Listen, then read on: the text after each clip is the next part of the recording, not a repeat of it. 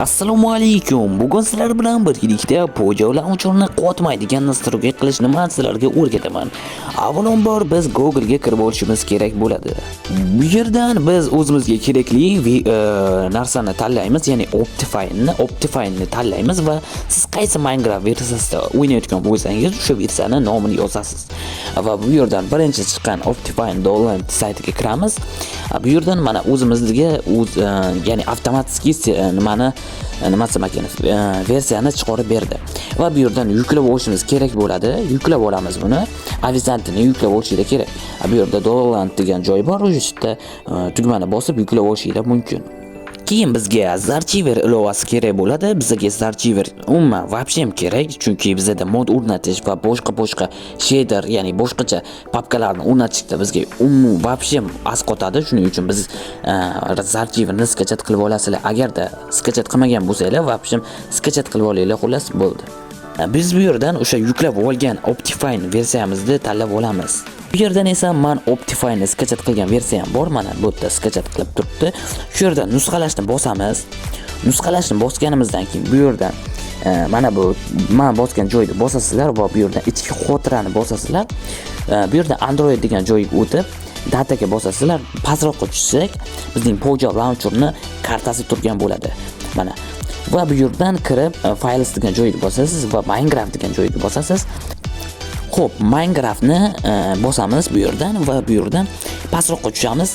Bu yerda mana bu yerda men Optifine o'rnatib bo'lganman, chunki Optifine umuman qottirmaydi, chunki вообще zo'r ishlab beradi.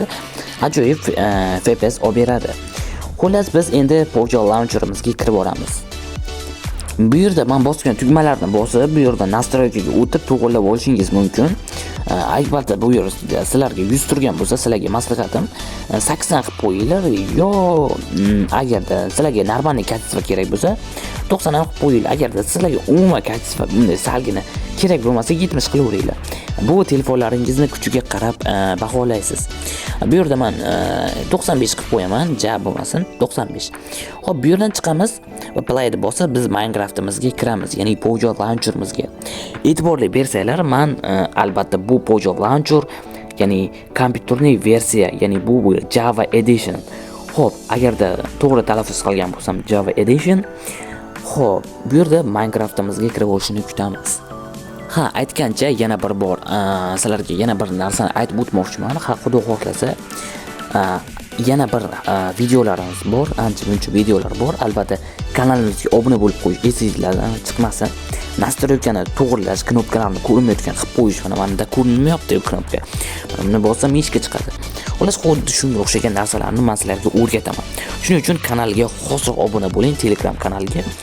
Xo'p, bu yerda endi hamma kutgan, hamma nima bilgan Optimus, ya'ni men nastroykani bossanglar, вообще mana bunaqa nastroykalar chiqadi. Men sizlarga cho'zmasdan aytaman. Bu yerdan video settingizni bosasiz. Avvalambor to'xtang. Men Minecraftga kirib sizlarga ko'rsatmasam bo'lmaydi. Xullas, Minecraftga ko'rsatishim kerak. Obunachilar, mana men Minecraftga kirib oldim. Qaranglar, qanaqadir FPS yaxshi ishlamayapti. Hozir men sizlarga FPS ni ko'rsataman, qaranglar.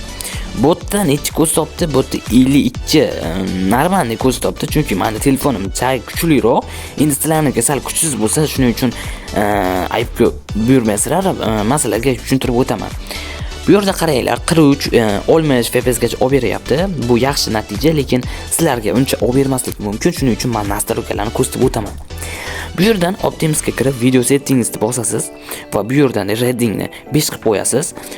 Pastga tushsangiz animation degan joyni off qilib qo'yasiz, polni offline qilib qo'yasiz va bu yerdan xohlasangiz bu men narsani maslahat berolmayman, lekin agar Minecraft'ingiz grafikasini tushirmoqchi bo'lsangiz, mana shunday qilib qo'yasiz, mana off qilib qo'yasiz, hammasini 0 ga tushirib qo'yasiz.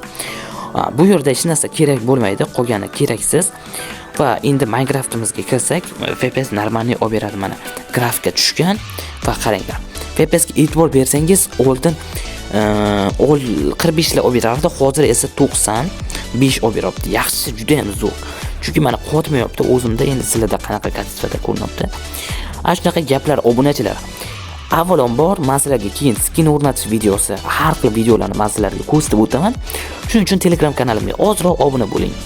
Albatta sizlar bilan birgalikda hali Minecraftda ajoyib videolar olishni ham o'rgatib o'taman. Shuning uchun kanalimizga hozirroq obuna bo'ling. Bu videolarni hech kim sizga tekinga o'rgatib qo'ymaydi, mendan tashqari.